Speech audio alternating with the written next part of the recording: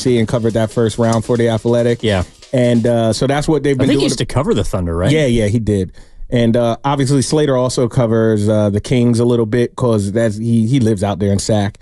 For Tony, especially the last couple years with the Jazz struggling, for a while he never had the time to cover any other team, but past couple of years with the Jazz struggling, they put him on the Nuggets beat once the Jazz season is over.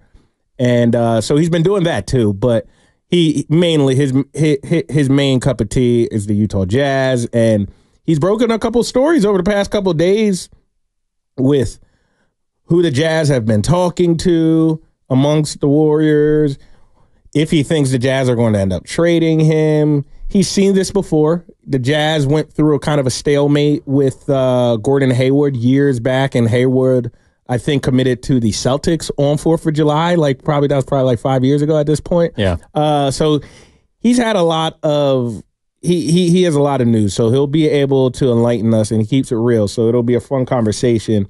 Like I said, it ain't happening. I just I held out a little hope yesterday. Today I'm just like, it's not going to happen. It is just not going to happen. Warriors should probably turn their focus elsewhere, continue to try to tinker this roster and just make it better. And we just saw the Sacramento Kings. It looks like they're going to get a little better. Yes, they are. Yeah, according to Adrian Wojnarowski of ESPN, who also broke the Wagner story right before the break, it looks like that the Chicago Bulls and the Sacramento Kings are engaged in a sign-and-trade talk that is going to send DeMar DeRozan to Sacramento. Apparently, the hang-up right now, according to Woj, is they're trying to find a third team because Chicago doesn't want to take a big salary back, and Sacramento has talked about upgrading their roster, obviously, but they ink Malik Monk to a 4-year, $78 million deal, and it appears that they're basically trying to move off of Harrison Barnes and Kevin Huerter. And I think DeMar DeRozan is certainly an upgrade over both of those players. The question is, how much is it going to be for? I think he was looking for the $20 to $25 million range, which is why he was out of the running with the Lakers. But the other part of this, too, is the Kings were a team that were engaged in trade talks with the Utah Jazz. So that's another reason I'm looking forward to talking to Tony Jones of The Athletic again on the River Islands guest line at 1 o'clock, is because the Utah Jazz now probably have one less suitor. And I think Jones was also the person who broke the news earlier this week about the Warriors having a substantial offer on the table. The Kings were the other team that did. But according to Mark Stein, the Jazz have engaged in discussions with teams such as the Spurs, the Heat, and the Pelicans, in addition to the Warriors. So there might be more teams that are coming in now because they feel like Utah is a team that doesn't have as much leverage at this point. And so I'm with you, Jay, that I don't think Markkanen is happening, because I also don't think that Ainge is somebody that's going to make a move just to make a move. Like, he might even hold on to Markkanen through the deadline if he truly needs to. In fact, he might extend him. They might work through an extension, because whatever team acquires him would have to do that anyways. Like, I don't think him re-upping on a new probable max deal with the Jazz would prohibit any team from trying to go out and get him. Nah, like, Danny Ainge has no reason to rush this at all. I mean, he knows his team won't compete next year, compete in the way where they want.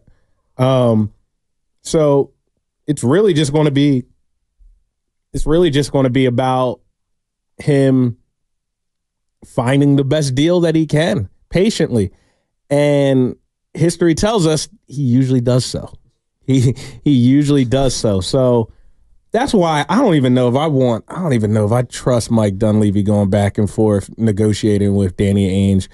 Mike Dunleavy might not be on that level yet. He's young. He's sharpening his teeth. I don't want to say he's learning on the job, even though it's his first GM job. He's very qualified for it. He worked directly under Bob Myers for a while. And like you said, he was raised in an NBA family. So don't get me wrong. I think Mike Dunleavy was more than qualified for the job he has right now, but he's still a rookie. He's still young. I mean, he just finished his first season. Yeah, Danny Ainge has been around the block. I also don't know, because like right now on Dunleavy's resume is the Draymond Green extension, the Jordan Poole for Chris Paul deal, the 2 draft picks that popped last year, and what's gone down so far this season. I don't think Dunleavy, at this point in his tenure as general manager, Like, if you go in for someone like Markkanen, that is a potentially career-altering move. And I also think from his standpoint, it might just be too risky. You know, it might be too risky for the Warriors, might be too risky for him, could be too risky for Danny Ainge. It was funny. Like, I was having this conversation with my friend yesterday, and he's texting me. He's like, you know, I'm so hyped. Warriors got to go all in. Send whatever to Lauri Markkanen. I'll be on the flight. I'll go with him. I'll pick him up at the airport. I'll do all this. I'm like, dude, you're the last person that I would send to negotiate with Danny Ainge. Like, by the end of that conversation, you would give him your car, you would give him your house, and he would have the clothes off your back. Like, that's the kind of the moment I feel like he senses blood in the water, like he just gets everything. I mean, it's almost like you have to negotiate out of a place of just complete, I don't know, like almost like a non-spot of, well, you kind of just pounce. Like, if you're in an extended conversation and negotiation, it feels like with Danny Ainge, it just isn't going to end up going your way. Because he's also somebody that's not afraid to walk away. Like, he's the guy that shows up to Shark Tank. He has nothing to lose. And is not afraid to say, Mark Cuban, I don't need your deal. Like, I don't want your money. Your money's no good here. 100%. And he has all the bargaining power right now. I mean, he doesn't even have to trade Markkanen. That's another thing I'm going to ask Tony Jones. Like, why is he even on the trade block? Like, obviously Utah isn't good, and Utah is trying to build something. But why can't you build something with Lauri Markkanen on the roster? It's interesting, you know, because. Yeah, I've talked myself out of Markkanen. Not as the player. I think he's going to be a good player. He is a good player. Not he's going to be a good player. But it's just like, Danny Ainge has all the power. If it hasn't happened by now, it's for a reason. It's because he has his foot on their neck. Like, no, give me more. Give me more. I kind of think the moment that we saw the Buddy Hield sign and trade completed, that was the end of it. Because I think they were trying to find a way to work in that sign and trade, which included some of Klay Thompson's tax exemption money, to figure out how they could get Markkanen. Right. So the fact that that was completed, they now have 15 spots occupied on the roster if you include Quinn Post. So they are kind of set in a sense. I still think they can make a move, but I just don't think it's for someone like Markkanen.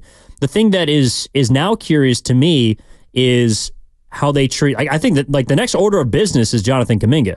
And that's why I think that Franz Wagner getting maxed out for 5 years by the Orlando Magic is very interesting, because I'm not sure that there's a trade that is going to move the needle in a wholesome direction for the Warriors. But I do think the decisions they make about Kuminga, that is one that will either stick with them or not, because I still have, like, if you told me, Jay, that next year Kuminga is going to average 25 on near 50% shooting from the floor, his rebound numbers are up a little bit, the three-point shot improves a little bit, I could see it. If you also told me that he averages about 18, shoots the same percentage from three, plays maybe 30 minutes, starts half the season, comes off the bench, I could also see that too. Like, I feel like he is the most difficult Warrior to project right now as far as what kind of season he's going to have in 2024-25. We got a really funny text on our Comcast Xfinity text line. Y'all talking about Danny Ainge over here like he negotiated us out of the Cuban Missile Crisis. That's from the 415. Man, there's a fascinating documentary about that. I don't want to go down the rabbit hole, but that's hilarious. I mean, look, I'm not trying to make Danny Ainge out to be this guy who can't get got, but the history tells us he gets people more than he gets got. And Mike Dunleavy is still new to this. So I caution that stalemate, because we know the way it goes typically with one guy. That's all I'm saying. And look, I think Jonathan Kuminga is going to have a great year.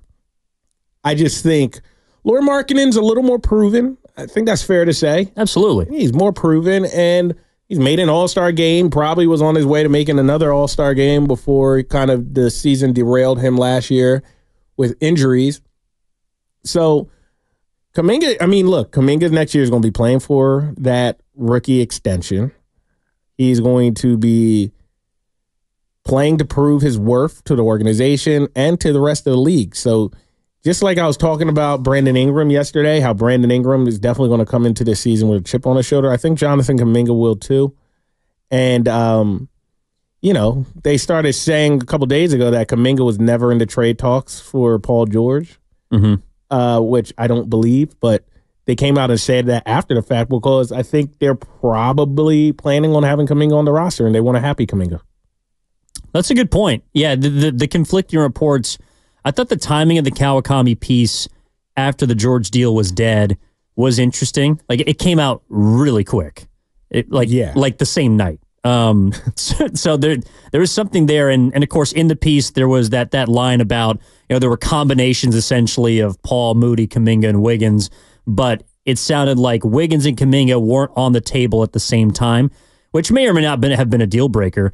But then Shelburne and Kendra Andrews' report comes out the next day, essentially that Kuminga was never on the table in the Clippers deal. I'm not sure what I believe, but I do know that you're right. Like, part of it is playing the game of, well, if you are going to there's no doubt that Kuminga and his camp know that he's going to be in trade talks. Like he's the only guy on the Warriors that people want at this point. Yeah, it should.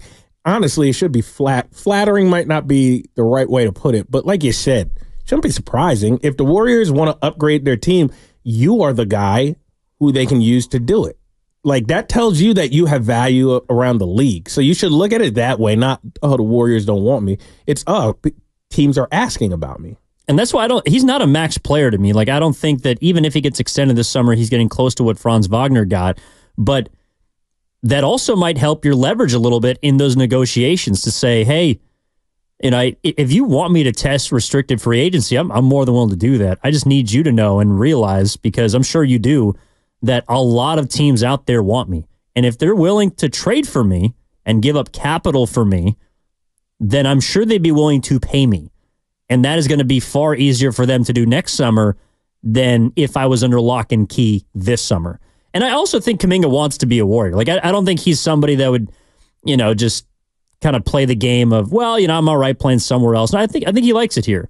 And I think he really enjoys the staff. I know there's been documented history about his relationship with Kerr, but I think generally they see eye to eye on most things. They're probably just cut from different cloths and different generations. But that's a gap that can be bridged if you play the kid. Like, I think what Kuminga really just wants is to play. Like, I think he wants to compete. And I think this year there's more of an opportunity for him to do so than ever. That's why in regards to the contract extension, I think that if Andrew Wiggins is still on the roster this upcoming season, you have to let Kuminga become a restricted free agent. I don't think that you can extend him long term. If you move Wiggins, I do think you have to extend Kuminga this summer, because there is going to be a pathway for him to play big minutes, and his price might just continue to go up to a point where you don't want to pay him that much. Yeah. It's one of those things, talking about Kuminga and his relationship with the coaching staff. I know he's extremely close with Anthony Vereen, the Golden State Warriors assistant coach, who will be coaching their summer league team this year at Chase Center in Las Vegas. But I'll say I think Kuminga just wants to go where he's going to be playing a lot. And if it's San Francisco, so be it. I don't think he has any hesitation to go somewhere else. I guess maybe in an ideal world, it's here. This is the only NBA city he's known. They drafted him. There's something to be said about that. And I know Joe Lacob loves the guy. I mean, that's a big part of it too. It's a huge part of it. Joe Lacob is that's like his last pick, because obviously Wiseman didn't work out. He really wants Kuminga to work out because and he didn't buy the team, and then they drafted Curry. Like, Curry was already here. Yeah, that's one of his guys. Lacob was behind that Kuminga pick. So I think Kuminga's going to eventually get the benefit of the doubt. I think Steve Kerr felt a lot of pressure to play Kuminga from up top, even 2 years ago, going back 2 years ago, not even last year. Obviously, last year, it paid off because Kuminga had a pretty good season. So, I mean, look, Kuminga has barely scratched his potential. He is going to continue to get better. Obviously, we want to see the winning impact be a little greater next season because, like I said, I do think some of it was just hollow, but he's a young guy trying to figure it out. And as far as Wiggins goes, it's just been interesting because I would have thought Wiggins would have been gone by now. I really do. But it's still early in the offseason. I think if they had a suitor, I think he would be. I think the issue is, I feel like the only offer that we've heard about that's included Wiggins, well, Paul George, but I mean, the one that to me would be the most even would be the Bulls offer. And to me, there's only one or two more contract offer. Wiggins and Paul straight up for Lavine. And so you're essentially trading Wiggins for Lavine, but you're trading 3 years and Wiggins is making 84, 85 over the next 3 years for Lavine, who's making 120 over the next 3 years, 130. And you just don't know when Wiggins same thing with Wiggins though, but you don't know when Lavine's going to play. You just don't. I mean, you're just trading toxic contract for toxic contract. Dr. Panya told us a couple days ago that foot injury, it's not great. It's not great for basketball players, especially basketball players who rely on their athleticism. So I can see why the Warriors turned that down. That's just a lot of money to be married to, and especially during a time when you're trying to get out. And I don't think it makes you that much better, and it kind of handicaps you a little bit. I do disagree with that. I think if he is playing basketball and back to his old self when he was an all-star, he makes you better. He is way better than Wiggins, in my opinion. I know a lot of people like to talk about point of attack defense, this, that, and the third. And of course, defense wins, but man, you need bucket getters too. You need bucket getters. Lavine was a bucket. I actually think because of his contract and because of the injuries, he is now underrated. But I am more worried about those injuries. He hasn't really been the same since. He doesn't play much since. And there's a reason Chicago is so hell-bent on getting out from under that contract. Yeah, and they've been trying to do it for a while. And that's why I would say to me they're just a net neutral. Lavine is a far more offensively gifted player than Wiggins. I mean, he averaged 27 in a season. And when he's right, he can be good. But this is why I guess I would disagree is, I mean, that's the same argument for Wiggins. If Wiggins could be 2022 Wiggins, if Zach Lavine could be 2022 Zach Lavine, then they both help, but they both don't. They both aren't for different reasons. Wiggins, I think, more so because it's mentally challenging. And Lavine, it's because he's got injuries that he can't seem to get over. Either way, you can't rely on either of them. And so I understand both sides wanted to get off him. I guess that would be a lateral move to me for the Warriors. And even though I'm not the biggest Wiggins fan, and I've wanted him gone for quite some time, if there's one guy I would rather have less, I think it'd be Lavine, just because of his contract.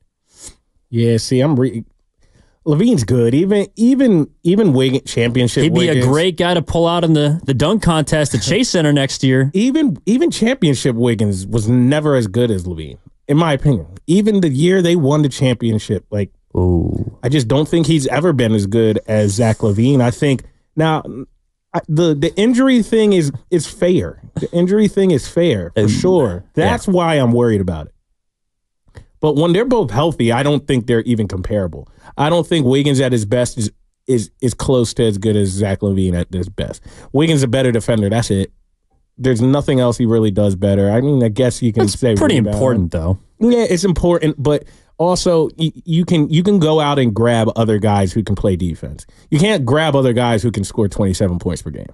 They're just not readily available. You can get people to replace Wiggins' defense. You can't just kind of go scour the market and be like, we need somebody scoring at least 23 to 27 points per night. It's harder to come by. That's all I'm saying. Now, he has a bum foot, so it's all moot anyway. Yeah. Yeah, you know what I mean? So it's one of those things where it's just he would give you a number 2 score for sure. And he would be an upgrade at the 2 spot. But Yeah, I don't think. I just think the Warriors are too afraid of the combination of injury and contract. Again, I think there's just a reason. It's the same thing that applies to Wiggins. I mean, everybody has said the last year or so. I mean, really since Wiggins kind of went on his extended absence, which we still don't technically know the reason why, and I'm not sure we ever will. Not that it's really any of our business, but I just don't think we're ever going to find out. The Warriors have been trying to move him, and there's been nobody that's been willing to take him. And I don't think it's just because of the contract. I think it's because of the whole thing, which is the same reason why no one wants Zach Lavine. It's not just the contract. It's also the injuries, because you just can't depend on him. And at this point, too, I also think, look, someone like Steph Curry makes 15 years in the league look pretty doable, but both players are on the opposite side of their pension. Like they've both played 10 years in the league plus.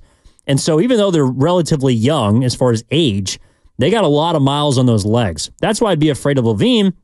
And if I was another team looking at Wiggins, I would also be afraid of him. I would be afraid of what the next 3 years are going to be, how locked in he's going to be, how invested he'll be in the team, and just what player you're going to get. Because I also think that hurts the Warriors. And honestly, next season, even if Wiggins is on the squad, because of what we've seen the last couple of years, I would like to see Andrew Wiggins come off the bench, which he did at points this year. And it wasn't because it was a role change, it's because he just wasn't productive. And Steve Kerr was willing to bring him off the bench, which I think would also clear a path for Kuminga and potentially Moody if they're both not traded this summer. Right. And look, I got down this Lavine rabbit hole because we were talking about it. I'm just reading up on his injury. And so in March, Zach Lavine... He's not quite Lonzo Ball, but... It's funny. Lonzo Ball is mentioned in this article as well. But in March, this past March, and honestly, it sounds like me right now, Lavine said, "I feel really good. I get to boot off soon. I've been able to be out here rehabbing, getting everything right. I just have to wait for the tendon to heal. And other than that, it's a pretty straightaway rehab. My leg feels strong. Everything feels good. Getting ready for another birth of my child. So we're all happy. 3 weeks to boot is taken off. And then the doctor assesses my next regimen." So that was back in March. And honestly, that sounds just like me. I get my boot off in like 2 weeks. I can't wait to put a sneaker on my right foot. I haven't put a sneaker on this foot since May 25th.